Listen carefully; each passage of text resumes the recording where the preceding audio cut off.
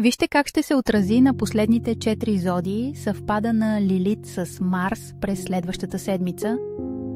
Стрелец. Ще разклати убежденията ти и ще те подтикне към духовно търсене.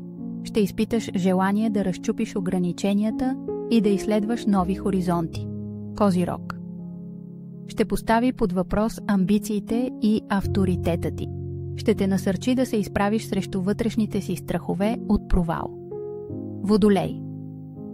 Ще засили стремежа ти към уникалност и независимост. Ще усетиш нужда да се освободиш от социални очаквания и да следваш собствения си път. Риби. Ще извади наяве скрити емоции и духовни търсения.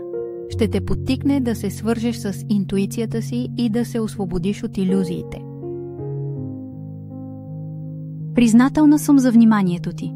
Абонаментът ти ще направи нашите срещи още по-специални.